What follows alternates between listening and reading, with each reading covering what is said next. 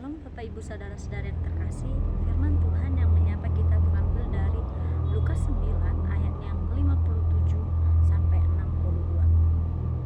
Lukas 9 ayatnya yang ke-57 sampai yang ke-62. Tema kita pada saat ini yaitu prinsip mengikuti Yesus. Prinsip dalam mengikuti Yesus. Nah, istilah prinsip di dalam kehidupan kita sehari-hari merupakan istilah yang sangat sering kita dengarkan. Setiap orang pasti memiliki prinsip yang berbeda-beda. Kata prinsip bisa diartikan sebagai sebuah pegangan atau pendirian yang menjadi pokok dasar kita untuk berpikir dan bertindak di dalam menjalani kehidupan kita. Ketika kita memiliki prinsip dalam hidup kita, tentu sebagai orang Kristen yang percaya kepada Tuhan, kita juga harus memiliki prinsip. Oleh karena itu, pada pagi hari ini kita diingatkan bagaimana seharusnya prinsip kita di dalam mengikut Yesus lewat firman Tuhan yang telah kita baca.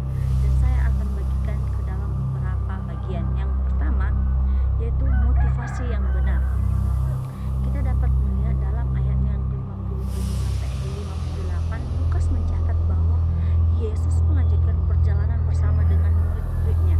Hal ini adalah lanjutannya dari ayat yang sebelumnya yang terdapat dalam 54 sampai ayatnya yang ke-56, yang dimana ketika Yesus dan para murid ditolak oleh orang-orang Samaria sehingga mereka melanjutkan perjalanan mereka, dan pastilah perjalanan mereka itu ke kota Yerusalem. Nah, ketika dalam perjalanan ada seseorang berkata kepada Yesus, "Aku akan mengikut engkau karena kemana saja engkau pergi."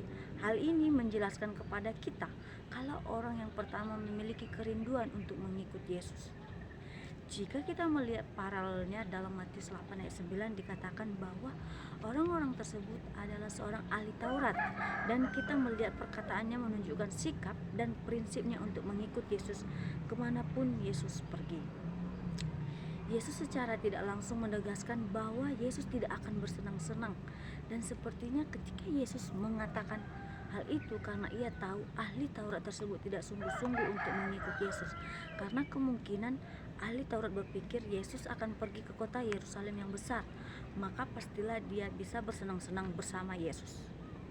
Namun sebaliknya, prinsip yang ia miliki sangatlah salah karena bukan dari hatinya untuk mengikut Yesus. Yesus menginginkan motivasi yang tulus dan benar dalam hal mengikut Dia. Poin yang kedua yaitu prioritas utama. Prioritas utama kita dapat melihat dalam pasalnya yang ke-59 ayat yang ke-60.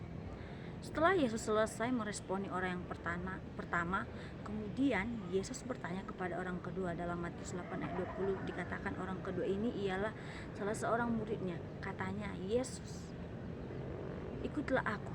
Tetapi orang itu berkata, "Izinkanlah aku pergi dahulu menguburkan Bapakku." Dalam percakapan ini kita melihat Yesus sendiri yang mengajak muridnya, tapi muridnya meresponi ajakan Yesus dan sepertinya menolak. Akan tetapi dari jawaban murid ini, kemungkinan bapaknya benar-benar meninggal dan harus dikuburkan. Pada saat itu dalam tradisi orang Yahudi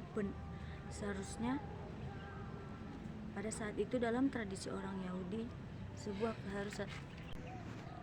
Nah, Bapak Ibu Saudara-saudara yang terkasih, pada saat itu dalam tradisi orang Yahudi sebuah keharusan bahwa anak laki-laki harus ikut dalam penguburan. Posisi orang kedua ini sangatlah dilema. Dalam satu sisi ia harus mengikut Yesus, tetapi yang di sisi lain dia harus menguburkan bapaknya. Nah, poin yang ketiga yaitu totalitas sepenuhnya. Kita dapat perhatikan dalam ayat selanjutnya, yaitu orang ketiga di sini mengatakan dari dirinya sendiri bahwa ia ingin mengikut Yesus. "Aku akan mengikut Tuhan." Nah, dalam hal ini kita memperhatikan ucapan ini. Ketika kita akan mengatakan bahwa hal ini adalah sikap yang baik, sebab ia memiliki kerinduan untuk mengikut Yesus, dan itu datang dari dirinya sendiri. Ketika akan mengatakan bahwa ia mau menyerahkan dirinya untuk bersama-sama dengan Yesus dan akan mengikut Yesus pada saat itu juga.